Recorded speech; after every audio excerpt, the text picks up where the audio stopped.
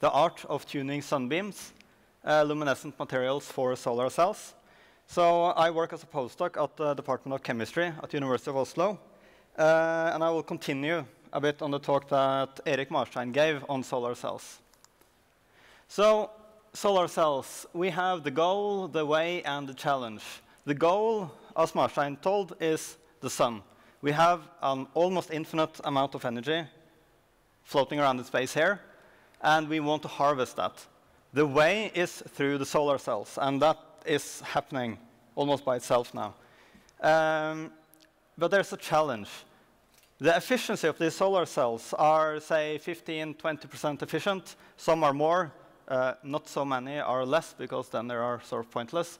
But the efficiency range is like somewhere around there, 15–25%. And then the challenge is, why is it not higher? Why is it not 50%, for example, or 70%? And there lies the challenge. The challenge is the solar spectrum. So this sun here, it provides us with a lot of energy, but the energy comes in many different forms. This is the light that hits us. You have the ultraviolet light that gives us a sunburn, the visible light that we can see, and the infrared light that gives us heat, or that we feel as heat. The problem here is that if you take an ultraviolet photon over here, 400 nanometers, it has a certain amount of energy. And if you also take a photon over here in the infrared range, it will have another amount of energy. And the difference between them is fourfold. So that means you want to build a solar cell that can utilize this tiny photon and this enormous photon at the same time. That is a bit the same to try to charge your mobile with a 3-volt battery and a 12-volt battery at the same time. And that is not really a good idea. So to understand really the problem here, we need to understand a bit how a solar cell works. So we have the solar cell, we have the sunlight, it shines on the cell here. In the silicon, you have a lot of electrons, and they're stuck around their atoms. If you now, in a semiconductor, if you give energy to the electrons, they get kicked out of their spot. It's kind of like a car, but this car is a bit deficient. It has first gear and fifth gear and nothing in between. So it cannot be at a middle energy. It can either be parked in the garage, or it can be kicked up on the highway in fifth gear, but nowhere in between. So what happens is that when we put a photon on the silicon here, we throw this silicon up on the highway. Here it has a lot of energy, and it's mobile. It can move around. But nature doesn't like energy. It wants to throw this energy away, so it wants to go back. But then we modify the silicon. We dope it with different other impurities, making electrical fields and stuff like that in the silicon that forces this electron to one side. That same electric field forces this sort of empty spot over on that side.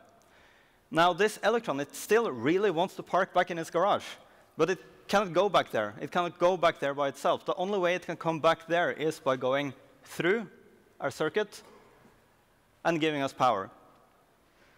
And that's basically how a solar cell works. You excite an electron, you give it a lot of energy, it's not really happy there, but you separate it, and then you force it to go back through our circuit. Problem now is that if you put on a UV photon or other high-energy photon, you excite it much higher, and it just drops back down, giving the excess energy of us heat, and then you get the same amount of energy out. So this photon and this photon creates the same electron, and you get the same amount of energy out of it. And then you have the small photon over here, the infrared, the heat radiation. It doesn't have enough energy to force the electron up into the highway. So you can't use that at all. It just doesn't do anything. So let's see, where is the energy lost? Why is it only 20% efficient?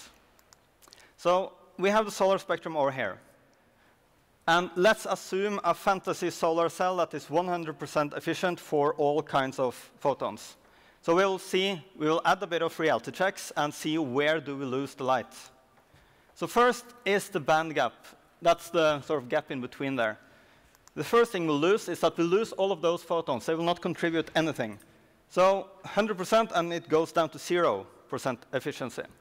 That means that we lose all of these photons over here, about a third of the solar spectrum. Then if you have excitron electron, maybe not all electrons will actually end up in the circuit. Some get stuck along the way, find a defect, find an impurity or something, and we lose a bit of all these excited electrons, but actually not that much. Most silicon and most solar cells are actually pretty good. If you look back at the solar spectrum here, we don't really lose that many photons during this. Then we also have reflection losses. So this is silicon. It's a really good mirror. And that is not really a good thing if you want to absorb solar light. So what we do is that we put on anti-reflective coating. This is one simple, cheap coating. And you can see the difference between here.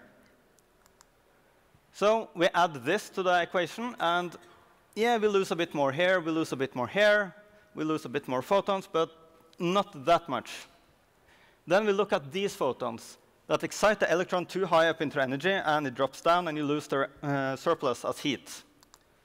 There you suddenly drop off or lose a big chunk of the light, and you lose a big chunk of the light over here as well. That gives any solar cell a maximum possible efficiency of 30%, unless you do something else. Then you have other sort of more practical problems, like the metal contact might not work properly or something like that, and that is basically the difference between producer and producers. And last year, Panasonic managed to make a silicon solar cell that is 25.6% efficient. That's really, really close to the theoretical maximum. And if you look on these problems here, you see first at the band gap that you lose these photons. It's a big problem, and it's nothing we can do about it. The internal quantum efficiency, that some electrons get stuck along the way, it's not that big of a problem. You don't lose that much from it. And the best producers, they can handle this problem. The reflection, the best producers, they can handle this as well. Then you have the too high energy, the UV photons. You lose a big chunk of energy, and still there is nothing we can do about it. And then you have the more practical issues. That's the difference between a bad producer and a good producer. This, for me, means that silicon is more or less perfect. We cannot make a material that is very much better than this. The problems is more a fundamental nature than the material. So you have the problem here. If you have the solar spectrum here, you have the band gap of silicon here, and you have this efficiency curve that we just made for silicon. And it don't really match. So you can look at this and see, OK, then what do we do? Some people say that, OK, we replace silicon with other multi-junction cells or other materials that have different types of efficiency curves. That can be a way. That has been done. That has been tried and tested, and it works at, say, 45% efficiency was last year or something like that, and it increases a lot. Problem is that those materials are rare and expensive, and it's really hard to make. So what can we else do? Instead of saying that there's something wrong with this curve, actually, let's rather say that, hey, this curve is actually really high. It's almost 80%. This curve means that if all the energy from the sun was 1,000 nanometer, monochromatic 1,000 nanometer, the standard silicon cell that you buy at Clas Ohlson or something like that, it would be 70% efficient. If we could just make the sun make monochromatic light, we had basically solved all the energy problems of the world. So if we could take this part of the light and this part of the light and turn it into the correct wavelength for the silicon, we could make an enormous impact on the total efficiency of the cell system. So replacing the silicon, that's a tried and tested way. Replacing the sunlight has been tried, has been tested, and has so far not been really successful, but that's what we're trying to do. So we are sort of at a, what do you call this, split road thing. Either we can try to replace the silicon, or we can try to replace the sunlight. And as Marstein said, we really, really want to keep the silicon. It's really good, and we have it everywhere. It's abundant. We can make it. It works. And the industry is enormous. If you want to replace it, you have to replace all of this enormous industry that has been built around it. So I really like the idea that we can rather change the sunlight. Yeah, and there's also another challenge here, a more practical issue again, and that is the covering glass. It's not so easy to see, but on top of a silicon cell, silicon is really brittle, so you have to protect it from like hail and wind and stuff like that. So you have glass on top of it. The problem with that is that you might have noticed that you never get sunburnt inside a bus or inside a car, and that is because the glass absorbs the UV light. And that's the same in the silicon cell as well. All the sunlight goes through the covering glass and hits the cell, except the UV light. It stops there. So the silicon cell, just for practical reasons, cannot use that light. So if you put something here that luminesces, that turns the UV light into a different color, that light can go through. And if you do something like that, then you can get that photon indirectly through the glass and into the cell. This is a more smaller practical issue than the big losses that I talked about. So what do?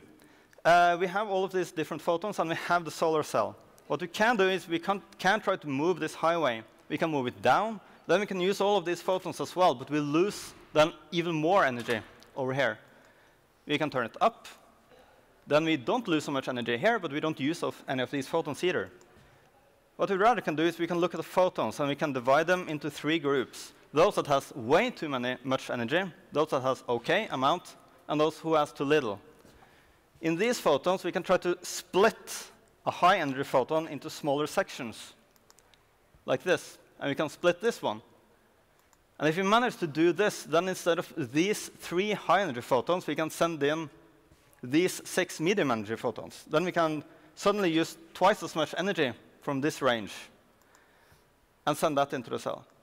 And then the same over here. We can try to take these small energy photons and build them together and add them together and then send that into the cell. So at the University of Oslo, we are mostly working on this section. And what we can do then is, like a solar cell like here, we can make a similar system just with a different road in between here.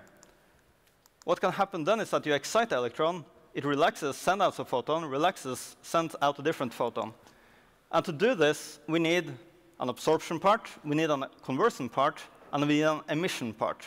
These are the 3 things we need to make this system work. And as a chemist, we look at our Lego box. What can we do? And our Lego box is the periodic table of elements, all of the elements that exist in nature. And we look at these guys, the lanthanides. These have all of these kind of in-between roads. And there's one special guy over here, ytterbium. It only has a single road over here. And let's look at that in detail. That single road, it's exactly at 1,000 nanometer. And let's look at this picture that we had previously. The emission from ytterbium, it lies exactly on top of the efficiency peak there. So this atom is a perfect emitter for this kind of system. If we can just give energy to ytterbium somehow, it will convert the light into 1,000 nanometer light, which is perfect for a silicon cell. So what we do then is that we try to take some material, one atom that absorbs the light, one atom that converts electrical or excited electrons into photons, and one atom that emits it. So here you have the ytterbium. Here you have many possibilities, zinc oxide, titanium oxide, many things. And there you have some questions over here. But what we can do, we can make this. We can make something that absorbs the right light. This is a sample that converts very well. It converts UV light into green light. And we can make the ytterbium. The problem is that the absorber that we have, it don't convert, and it don't emit the right wavelength. The converter that we have over there, it don't absorb the right wavelengths, and it don't emit the right wavelengths. And this one, it emits the right wavelength, but it doesn't absorb, and it doesn't convert. So what we want to do is that we take these 3 different atoms and try to put them together in different ways. We try to like nano-engineer it. 3 different atoms, they are different properties. It's a bit like making a monkey and a lion live together in the same cage. How do you make that a happy scenario for everyone? So can we make like separated ions? Do this work? Can this work? Maybe this work, but the red don't like the blue, for example, or something like that. We're trying to rearrange the atoms, see who likes who can work with who, and like that. In this way, we have started now to get materials that absorb the right wavelength and convert quite well. It doesn't still convert the right wavelength, but it converts. So it absorbs the right wavelength, converts it into photons, and then we're trying to make it work with that one as well. In addition, we also have managed to make these two talk to each other. Something that can convert excited electrons efficiently into photons and can convert them into the right photons. So here we have a graph. This is 1,000 nanometer. This is the wavelength we want. So this is an old sample. This is like this atom. Then we try to combine it with the converter here, and we see that we can have an immense increase in the emission of that correct atom. So in that way, we could manage to combine these two, and we managed to combine these two. Then the question is, do we manage to combine all of them? And that is really the issue we're trying to do now. And if we can do that, we can make a lot more efficient solar cells without actually changing the solar cell itself. Thank you.